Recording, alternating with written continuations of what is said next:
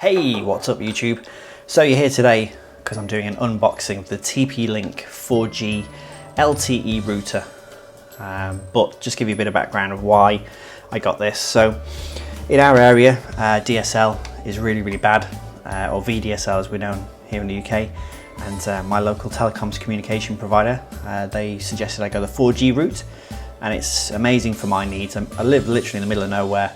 I do a lot of video uploading and e-gaming, and I originally started off with this. This is the D-Link DWR921. Speeds are okay. There were a few issues with it. You'd only, for some strange reason, it had nothing to do with the SIM card, nothing to do with the telecommunications mast or anything like that, but this router would only do really 4.5 to 5 gig sessions, and if you're uploading media to Dropbox or YouTube or whatever, it becomes really annoying because the reboot time on these is about 2 minutes. So out with the old, in with the new. This is the replacement that I've decided to pick up. Again, it's compatible with a local telecommunications provider, but it's the TP-LINK 300 megabits wireless N 4G LTE router, and very complicated long name, TL-MR6400. No idea what the MR means. Medium range? I don't know. I'm not an expert. I'm supposed to be, but I'm not. So, what's in the box? As you can tell, it looks pretty similar, apart from the colour, to the old one.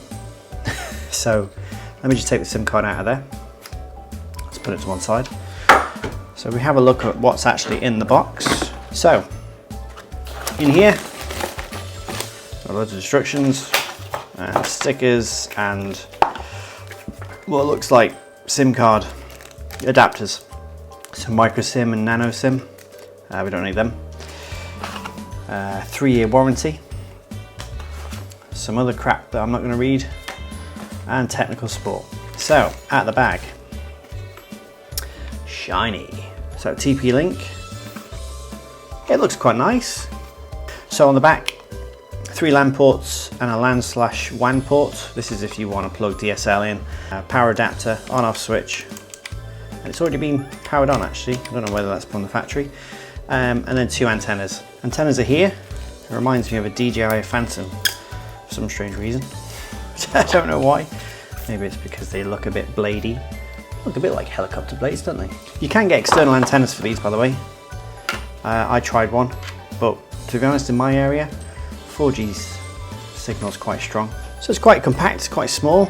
Typical LAN cable and a power adapter. So let's get this baby plugged in. So here we are, I've plugged it in, powered it up, put the SIM card in, got the Wi-Fi password from underneath it, and we're now presented with the TP-LINK login page. So when you open it, it's just admin, clicky the linky, and it's already connected. I haven't had to do anything to it, which is great. So it's obviously pulled the settings down from the internet service provider. So let's do some speed tests. It's already used 95 meg, which is a bit bizarre because I've not done anything yet. So that's quite interesting if you're on a metered internet connection. Okay, so let's have a look at what the speed tests say. So beta.speedtest.com. Okay, here we go. So previously I was getting about 5 meg down and roughly about 7 meg up with the old D-Link. So let's see what happens here. So the ping's still relatively high, or high for normal DSL lines, but I guess that's within the range as long as it's under 100. So you could possibly game with this. I mean, I do a lot of sim racing. It doesn't affect me on 4G whatsoever. Well, it did to some extent with that 4.5 to 5 gig cap, which was really annoying, certainly if I'm doing any live streaming as well. But instantly I'm getting way more speed than I was before. So I was getting about 5 previously, now it's jumped way up to 14.84. That's pretty typical. I mean, on my iPhone outside with full signal, bearing in mind, this is flicking between 50 and 75%, and as you see, in fact, here, you'll notice that this is not the ideal place to have a 4G router. Yeah, it's pretty much doubled across the board, I would say. It's certainly better than my DSL. If you have a look at the speed test that was running here, you'll see that my DSL is absolutely crap. So verdict on the TP-LINK, I've already got into the basics so far, but it's pretty good. It does the job. Insert your SIM card, hopefully the settings pull down from the ISP, and away it goes.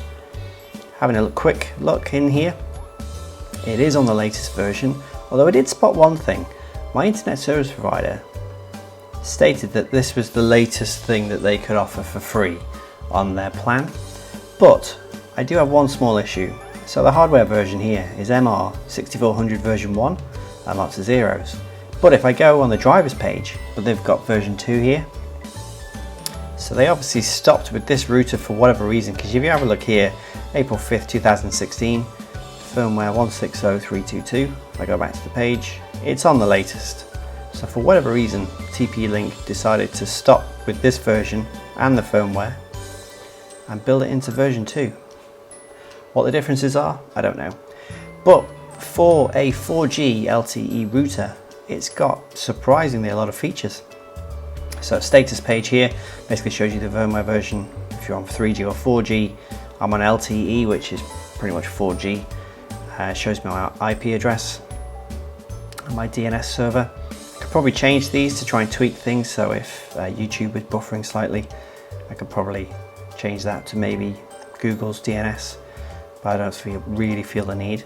Interesting to see this, that the traffic statistics, I've done 2 speed tests and it's used 141 meg, where usually a speed test would only take about 40 meg.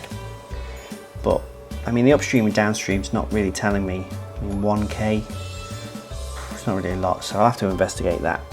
As I say, I've got mine connected all the way up there. So it's not really the ideal place, but I will be tidying all this up later. Probably do another video on this. Yeah, we'll do that later. Thanks for watching.